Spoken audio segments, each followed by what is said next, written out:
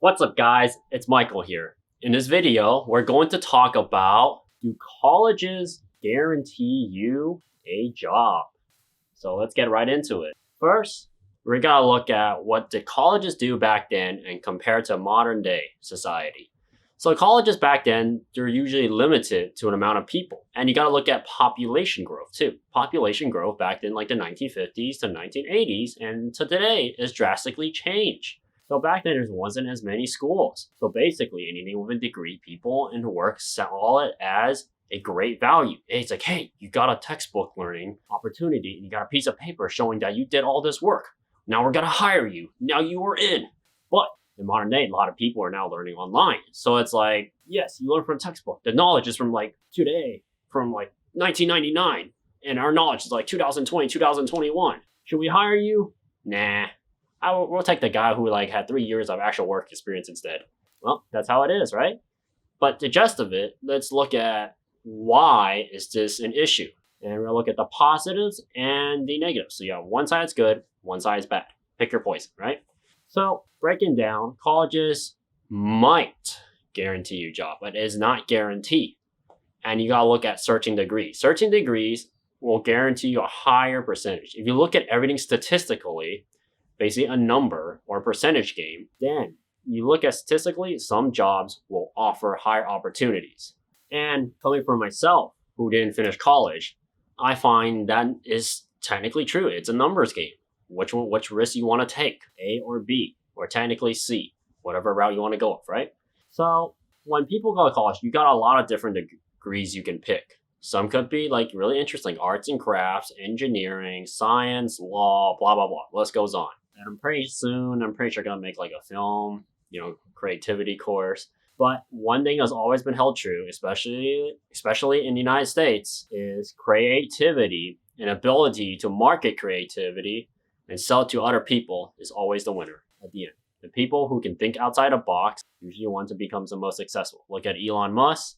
Look at how does he find people and work for him. Where does he get the scientists from? Where does he get the chemical engineering from?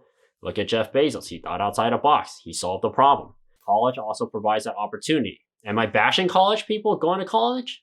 Of course not, because there's benefits and there are downsides. There's two sides of the spectrum.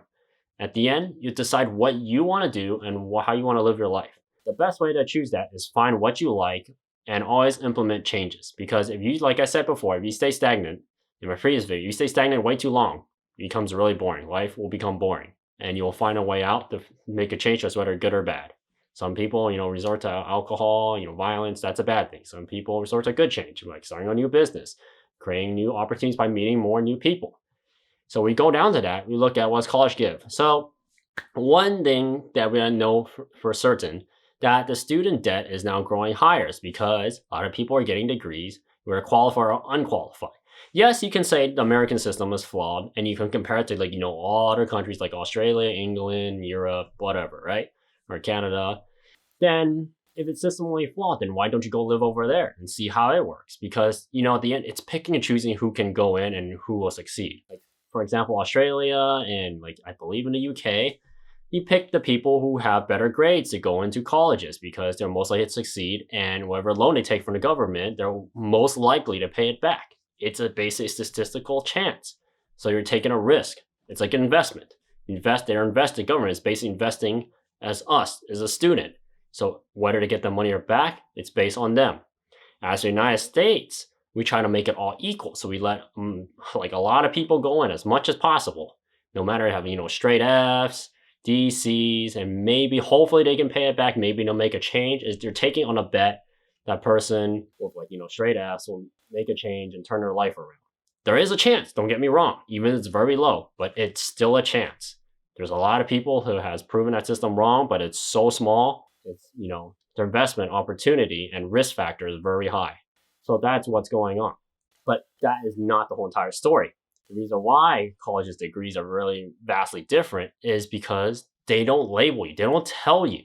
This is one thing I hope they really implement in the future, is looking at before you go into college, they should give you a list of degrees and give you statistical stats of how easy it is to find a job. That's one. Number two, how much money do they make? Number three, is it difficult? Meaning Is it difficult? Do you take a lot of crap? That will really depend on what field. Some fields have more than others. And, going down the list is, do they allow for expansion and growth in a job? Do you see potential growth rate? There's a lot of articles out there and basically job magazines and listing, the top best jobs. I think colleges should start doing that. So whatever degree they provide, start doing statistical data. Like, just look around for websites and surveys. They can provide that. Look for studies. See how's the job going, what's the growth. Like, for example, people say if you become a doctor, you're guaranteed to get a job. That's actually not true. You look at, for example, California. This is one I can personally experience because I had a friend who actually got into pharmacy, but they graduated in 2014. They're able to get a job, but they noticed the trend is starting to change. Because everyone say once you become a medical doctor, because medical doctor, he's always indispensable because they limit the amount you can get. But guess what? Like a school, like every other institution, is a business. So what they did, more institutions became like offering pharmacy and doctors. So it was being an influx of them. For the pandemic, this is a perfect time to use all those people, right? All those resources. But once it's over, and like before pandemic happened, we had influx of pharmacists. So much to the point, there's only so many CVS's, Walgreens, any drugstores and chains, major insurance companies that work for pharmacy and stuff, like Kaiser Permanente, going down the list, and hospitals. There's so much that they can hire. So you got a lot of basically homeless doctors. Basically, well, I can't really call them homeless. You can call them jobless doctors. Got out of college and couldn't find a job because there's no more jobs to offer. That's why certain degrees were limited to a certain number of seats. When they're limited to a certain number of seats, they can guarantee it like a steady pace of flow of jobs and people quitting the workforce. When you have too much of them, in that case, that certain degree was way too much. And don't get me wrong, they get paid a lot. Going around from basically 80K all the way up to 125, and some pharmacists even more. This can even apply for doctors and lawyers.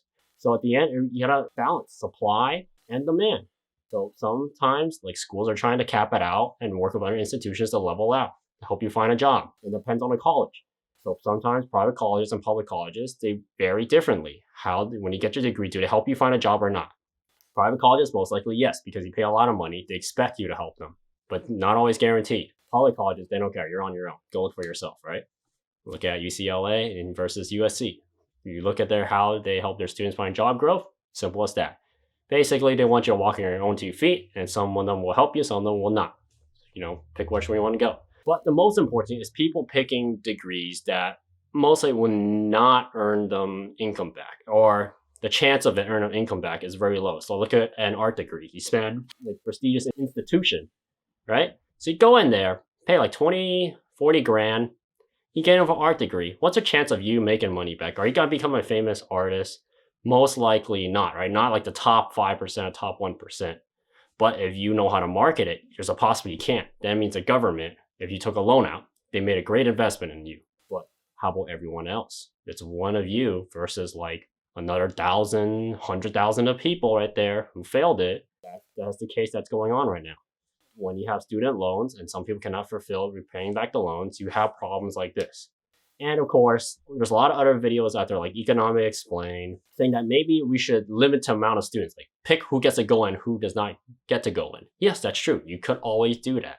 But they think, it's whatever, it's not fair. They blame, bring all these other topics in and questionable ideas, saying like, oh, we try to be all fair. But at the same time, this is as fair as it gets. And the downside is the government's investment is poorly invested. So that's a downside when going with their current route, allowing almost everyone to go in, right? But it's whether or not, or you take the opportunity to take advantage of it. And whether or not the one solution I can think with the current system, because most likely they're not going to change it. It's a for-profit institution. That schools that can provide every list of degrees they have, like I mentioned before, the job growth, the rate it's growing, and also, I didn't mention this, depends on your location. So for example, if you're a doctor and you live in like the middle of nowhere of Montana or Wyoming, the amount of doctors you need is going to be a way little, and you're not going to get as many patients because it's a more rural area. I mean, there's people are a lot more spread out, and they don't really believe in doctors as much because it's their culture, right? But versus like New York, Florida, Texas, California, Oregon, Washington, where coastal states, you have a way more massive population. You definitely have more jobs and more people coming in, and it's an inflow of people, and that means money coming in. Ka-ching. So at the end, you gotta dictate where or not you want to do the degree. So when you pick your degree in college, make sure to like ask yourself and also do research on what degree. First of all, the most importantly, like I mentioned in my previous video that I made similar to this topic, almost exactly the same honestly, is whether or not you like it. If you don't like it, you're gonna have a really hard time going through college doing that degree. Number two, whether you like it or not, you gotta find out, is your job growth worth it? Meaning, if you don't want to be an employer or start your own business, what are opportunities you have to grow? Because if you're gonna work in a stable job, I guess some people could handle the boredom of doing the same thing over and over and over again. But I guess once money comes not to a factor anymore, you want to find different things to do. So if money is still gonna be a factor, you feel like it's not enough. Like for example, you live in California, you make like 70K, you're still a homeless technically, depending where you live. Then you gotta consider that as a factor. Number three, besides the growth opportunity, is expandability opportunity. If you don't want to work for someone, can I start my own? How easy it is? How much capital do I need? You got to answer all those questions. You answer, if I need to hire someone, start his own business, like an art program, maybe some type of law school. Go to law school, you want to open your lawyer firm, or you might go into real estate, you're studying real estate, going on in furniture, construction, metal, welding, the list goes on, even engineering. What growth opportunity do you have and how do you market it? And I believe the last one is number four. When you pick your degree is, can you do it without going to college? And most important, part number four, did you try it? If you think you can't do it, but you haven't tried it, then you have no concrete proof. But you can argue, there's a lot of arguments that other people tried it and they failed. Are you saying that you're going to fail before you even start? First, you got to find that mindset first, which is most important. Number five, you got to be determined enough to take a risk.